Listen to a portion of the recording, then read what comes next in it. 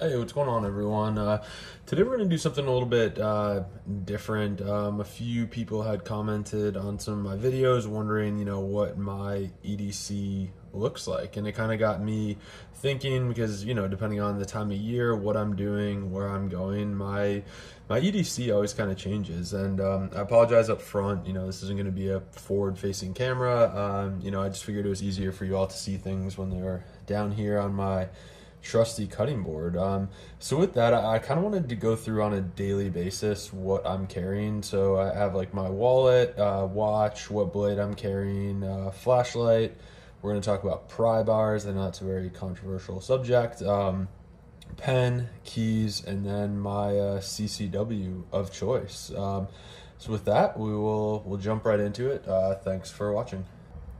The first item that I wanted to cover was the wallet that I carry on a daily basis, and I'm a huge fan of the Ridge. I'm sure you've seen them advertised on Instagram, etc. Before buying this one, I did have like a knockoff one that I got off of Amazon, but it did not hold up, and I was like, oh, maybe I just don't like this, style of wallet. But before this one, I'm kind of coming from those more bulky leather ones that, you kind of jam into your back pocket. And, there's just a lot of superfluous stuff in there that I didn't need. I really do love the Ridge. This one's the titanium one, so it's going to be plastic on the inside with these like titanium liners on the outside. I have this money clip. You can also get a more traditional one, but I liked this one. And I think people look at this and it's funny actually, like even like watching my wife when she first saw this, like trying to get cards out or whatever. It's really easy in that I just keep IDs on one side and then my credit cards on the other, and then in the middle it's just cards that I really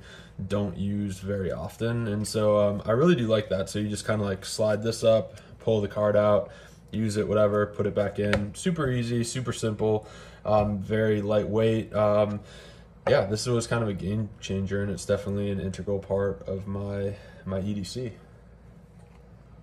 All right, the next thing we need to talk about are watches. Honestly, I've always been into watches. Right out of high school, I joined the military, and I always thought that watches were kind of the one thing that set you apart from other people. And so I've always been like fascinated with them. I've owned countless watches, like that's for sure. And kind of a more recent experience that I had was, so I'm really into the brand Sangen Instruments. I'm one of the plank owners for that, so one of the first 300 people that got in back in 2016. And I really do like Jake's watches that he produces. He's a prior Marsoc guy, really great dude. I actually got to meet him a couple months ago. I kind of had an epiphany though. Like certainly my last job, in and out of the shoot house every day, PTing all the time, etc. I honestly, and I still keep this around, and we'll get into it in a minute. So I'm a huge fan of the Garmin Phoenix. This one being the 3, realizing I think they're up to like 6 or 7 right now, but I really do like this watch, and it's been through everything. And it was one of those watches that not only did it come in handy when deployed for, things like compass, being able to read the lat long on it. The other thing is, like, I just really didn't care what happened, like pinging this thing off of bulkhead, something like that. Like, I just really didn't care about what happened to it. Whereas, like, if I was wearing a more expensive watch, I would always be, watching myself and always like, checking it for scratches, things like that. And then kind of fast forward, like my newest job, I'm in a staff job, so I work in a secured space every day. And, you can't have smartwatches in there, but certainly even before that on the weekends, I always loved Sangen Instruments, which is what this watch is, a K2 Expedition. But I got to the point where I had like 8 Sangen watches. So if you add up, $800 watches, you're starting to look at a really nice watch. And that's not to say I didn't have nice watches. I kind of made it, after every deployment, I would kind of buy myself a watch. And so I ended up with a Panerai 076, so a titanium Panerai, which I really did like that watch a lot. I more recently got rid of it. It was like a manual wind one. And then I also had a Rolex Explorer 2, based on the idea that, everyone has a Submariner. I kind of wanted to be a little different, but that one actually proved to be a little bit too understated for me in a way. And then, you know, fast forward after I had that epiphany of like, why do I have, you know, seven watches? It kind of reminded me of like, you know, picking out which knife I'm gonna take every morning, where I was like, man, like I don't need that many choices in a nice watch, and I wanted to get something that was, you know, very versatile. And so after that epiphany, I ended up selling about 5 of my Sengens and ended up picking up a Rolex Submariner. Couldn't help myself. Like, this watch has always been kind of a grail watch of mine, but I was a little bit reticent because I don't necessarily like what these look like on bracelets all the time. But you know, the more research I did, you know, people are putting these on NATO straps, and I just thought that was the coolest thing. Similarly to Panerai, where, you know, you kind of switch the strap out, and I'll try to post a picture right here of, you know, one side leather, the other side rubber. It really changes the look of the watch, but I loved the versatility of a NATO strap on a Rolex. Like, I can't really explain it. And realizing that, you know, the purists will be like, oh man, whatever. But I mean, this is it for me. And I kind of went a little bit overboard with the strap. So I have a triple aught design Quantum. This one's in black. I also have a green one, and I did end up, yeah, getting rid of kind of this, the extra strap on here, which again is very sacrilegious, but I wanted to make this single pass because the single pass, like realizing that,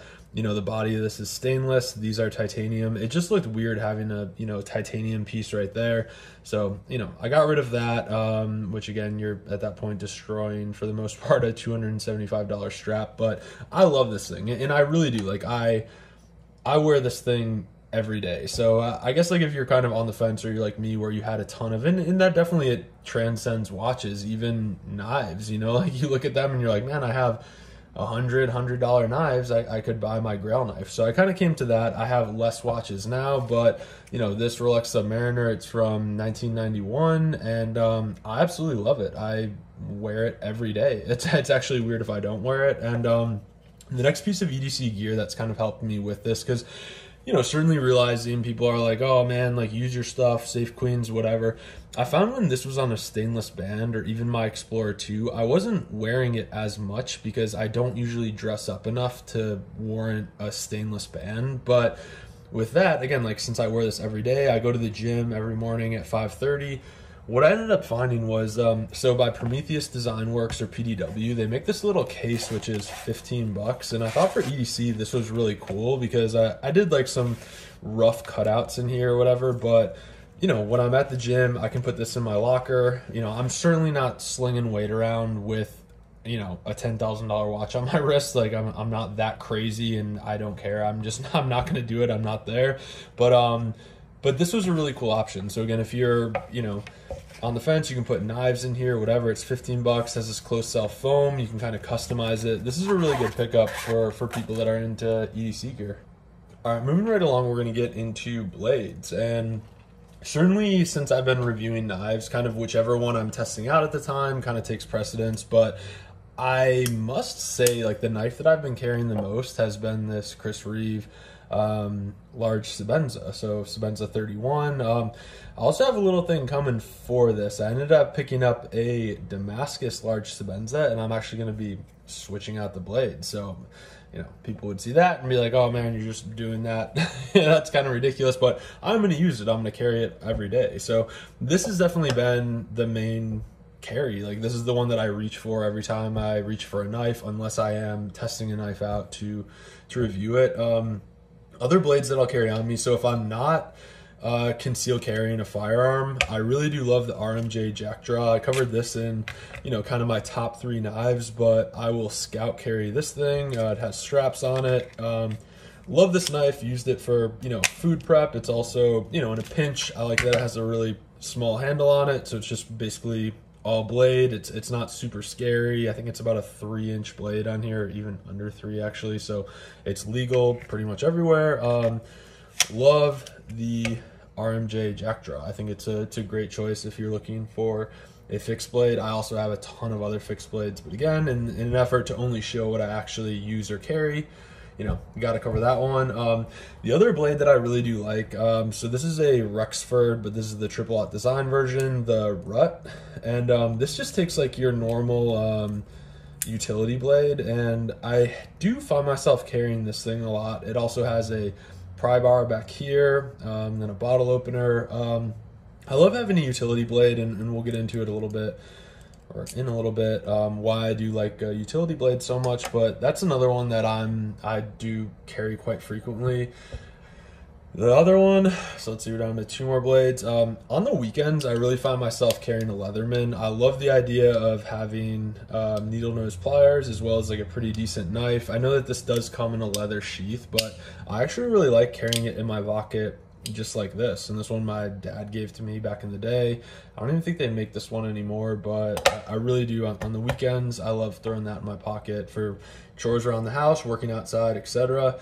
And the last blade, the other thing I find myself carrying on the weekends is actually a Craftsman box cutter. I guess I can get into it right now, but the sentiment will echo when we get into pry bars. But you know, like a lot of shade that I see thrown on, you know, knife pages, etc. You know, you have on one side you got a guy that has a, you know, $15 Smith & Wesson Black Ops that's like, oh man, I use this thing as a screwdriver, blah, you don't need to waste money on expensive knives. Like, that's all well and good, but if I don't have to, if I can carry a small tool for dumb stuff like opening boxes or, you know, whatever a utility knife can do, I'm gonna do that. Like, why would I dull a $600 knife if I can throw this in my pocket or have this in my pocket, or even the Leatherman? Like, I mean, I like having options and the right tool for the job, but I'm not going to just haphazardly dull a $600+ knife just because I have it. Like, that doesn't really resonate with me. I don't get it, and I don't do it. All right, the next piece of EDC gear that we're going to cover is a flashlight. And, you know, I certainly do have flashlights kind of all around the house in different areas, by doors, etc., nightstands. The one flashlight that I carry, if I am carrying a flashlight, which again, if I'm out just during the day, I'm not carrying a flashlight, but I really do love, so this is Maritac. This is a Maritac flashlight from Country Com. So that website that I talked about in another one of my videos. Country Com is really cool, and this one in particular, so it runs on one AAA battery. I don't really have the specific you know, luminology on it, but it's definitely over 100 lumens. I think maybe it's like 200, something like that. But I know people will argue about like, oh, you know, getting rechargeable batteries, whatever. I like a single AAA battery, and keep this in mind. Like, I mean, there's that kind of that great lumen race kind of thing where it's like, dude, I got 2,000 lumens in my pocket. It's like, that's great if you're using it for like a WML or like weapons mounted light, but just for like at night doing little things, like honestly, I like to maintain my night vision. I like to do, like, I mean, I use this one on its lowest setting, which is probably about 70 lumens, and that's all that I need. It's usually, oh, I can, you know, drop my keys, I did whatever. Like, I'm not trying to blind anybody with the flashlight that I carry. So that's just kind of like, I know there's like different camps with that as far as like rechargeable versus batteries. I like having disposable batteries that I can just throw out when I'm done, put a fresh one in there, it's good to go. I'm not wondering like, oh, I haven't, I mean, certainly I don't use this flashlight every single day, and so I don't want to be guessing if, like, you know, it kept its charge or whatever. Like, worst case scenario, I can throw another AAA in here. It's very small. You don't even notice it in your hands. I probably wouldn't have gotten, so this is obviously a, yeah, this, it's kind of like this, like, bronze, not coating, like, it actually is, like, made out of copper, actually. So I mean, it looks bronze right now, but it's actually copper, so you do get that patina on it. Like, this thing used to be bright orange when I got it, and I don't really mind. I know some people like try to clean them, whatever. If there was another option besides a copper one, I would have picked it up. There wasn't, so this was it. It was super cheap. I don't think you need to spend a ton of money on a flashlight, but yeah, this is gonna be the one that I carry. All right, the next EDC item that I want to talk about is pry bars, and realizing this is a little bit more of a controversial subject, I'm going to show you the ones that I have, and then, you know, we'll talk about why I carry them. As I said before, so this Rexford Rut does have a pry bar on the bottom. So this is a very versatile tool, and you don't have to get the triple aught design version one. The Rexford Rut, the normal one, is about $150, and I really do like it. It's been great. It's saved a lot of blades that I own. The next one, so this is going to be another purchase from Country Com. I think this was about $5. It's just a small titanium pry bar, which this one has been very, very useful. I've had it for about 6 months, but I mean, if I'm carrying a pry bar, it's most likely this one. And then the last variety of EDC pry bar that I have is this Anzo one, which, you know, realizing this is a triple-aught design version, so you get the topographic map. I ended up getting this in a trade, so it's not like I spent, you know, money on this one. But I haven't carried this one much at all. It's more, you know, just kind of, I have it in my collection. It's cool. I really love triple-aught design stuff. And then the last one that I carry that probably gets the most use is just going to be this stupid Night Eyes one. And this one is definitely, I mean, it actually used to be, you know, DLC coated, whatever, but, you know, very, very thin pry bar, but I do use this all the time. And I think there's two separate camps as far as pry bars go. Like, some people look at pry bars and, you know, as far as where they fit in EDC, and they're like, oh, it's, you know, more shit in your pocket, it's gonna weigh you down. I don't know why people do it, whatever. I really do. Like, just the other day, changing the battery in the remote of my garage door, I ended up using this one. You know, obviously this one right here, this Night Eyes one, has gotten a lot of use. You know, what do I use them for? Like, I used this one a few weeks ago to pull some tacks out of a wall. Like, what I like to do with them is use it for anything where I may break the tip off of my knife doing, and that could be as simple as, you know, turning a flathead screwdriver, or flathead, using it as a screwdriver. You know, I think when you get to a point where, for me, and this was kind of like my basic line with this is, if I'm carrying a $600 knife, you know, I'm definitely going to use it. I'm not one of those people that just have safe queens. I carry this knife almost every day, like I said, when I'm not testing out other knives. This is cheap insurance, right? So whether it's somebody else, like, you know, trying to use your knife to do something or what, like, I like having the right tool for the job. And this thing is so small, it literally, it slips into your pocket. Or this Night Eyes one, like, this one clips onto your key ring, so you almost like forget that you even have it until you need it. And I would much rather use a very cheap piece of kit if I, you know, instead of dulling or ruining a very expensive knife. And that's one of the, like, kind of my tenets that I stand on, is use the right tool for the job. Like, I mean, you'll see people all the time on groups and forums posting, like, you know, they're super cheap knives, and like, oh man, like, you know, you guys don't even use your shit, like, here, I'm using this as a pry bar, whatever. And I'm just like, that's cool, bro, but like, I'm not there. Like, I take pride in my stuff, I take care of it, I earn, like, it's not like I won the lotto and bought this. Like, I mean, every knife that I own that I enjoy,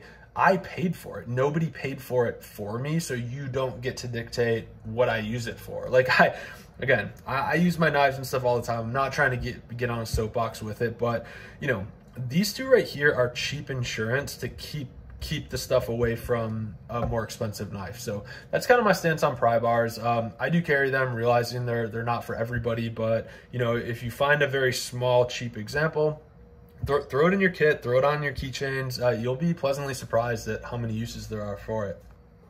All right, the next piece of kit we're going to talk about, and this should be a pretty quick one, is going to be pens. And a lot of the times, like, I mean, I'm certainly not wrapped around the axle with carrying expensive pens, whatever, but one of the pens that I did end up getting a hold of is this Fellow Letter, which this is actually a triple-aught design version of one. I ended up picking it up on the secondary market. It's completely made out of titanium, but it's a bolt action pen, and I do find, like, much to the dismay of my coworkers, I really love this from like a fidget perspective. And, you know, realizing people don't need $100 pen, whatever, like, I know that these are in such high demand, I could sell this tomorrow and get, you know, all my money back with it. But this pen has actually been, like, really enjoyable, and I do carry it every day at work. Like, I really like it. I'd be pissed as hell if I ever lost it, but it is what it is. The other pen that I carry, which I ended up getting it in on a trade, but this is actually a Hinderer Tat edition. So it's kind of like I don't know if it's a defensive weapon on one side, but you kind of unscrew the cap, you have a pen on one side, and then the, you know, the cap sits on the other side depending on what you're using. Again, I don't think as far as pens go, like you don't need to spend a lot of money on them. I bought this one, got a good deal on it, acquired this one in the same trade actually that I got this Anzo. So it's just one of those things. But you know, this one I do use daily at work. Yeah, realizing now I'd probably cry if I lost it, but it is what it is. You got to use your stuff. All right, next we're going to talk about my keys and my keychain. I normally really don't like to have a bunch of stuff on my key ring. I just have a house key and then, yeah, the, you know, fob for my M3s right here. But, you know, I have a stupid, yeah, sub-def tank on here. The items that I wanted to kind of speak with you about though is, so this is a titanium tritium vial, which I ended up also getting from CountryCom a while ago. And this thing's actually been really awesome. So whether I'm like, you know, coming home late at night or, you know, in the morning, leaving for work, this is really cool because it just kind of like, I know where my keys are at. If I put them in my backpack, it's, you know, obviously dark in my backpack. You can see them. So this was kind of cool. And I think it was about 20 bucks, but I like tritium and I thought it was a pretty cool piece. And then the other thing that I got was just this carbon fiber clip. So whether I'm, you know, if I'm wearing gym shorts, whatever, this was very cheap. I think it was like $4 or $5, but it just kind of like hooks into your pocket. So it acts as a pocket clip and, you know, keeps everything secure. So pretty simple as far as keys go. It is what it is.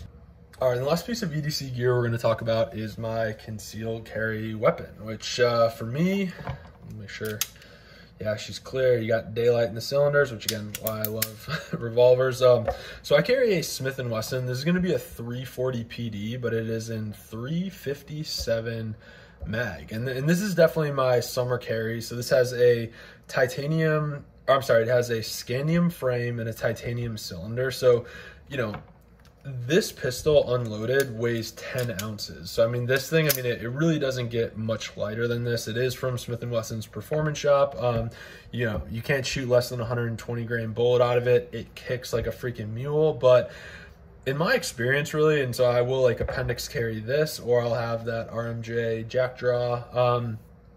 You know, I just want to have options, right? Like, I think it's not funny, but, you know, it's interesting to me when guys are like, oh yeah, I'm, you know, conceal carrying my SIG 320 or my Glock 17, whatever. And it's like, that is so huge. And it just reminds you that it's there all the time. And I mean, people are putting like RMRs on these things for concealed carry even. And I'm like, when do you think you're going to get off a, you know, 25-meter shot or whatever? Like, I know I'm like, you know, balls accurate with this thing at 7 yards. I know exactly what it's going to do. It has a 15-pound trigger pull, hammerless. It's not going to get stuck on anything.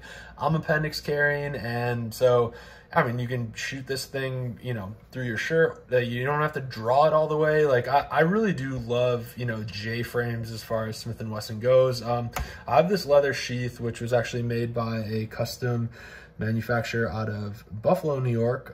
It's called Ritchie. Fits really well. I appendix carry that. This pistol takes me through, you know, 3 out of the 4 seasons of the year.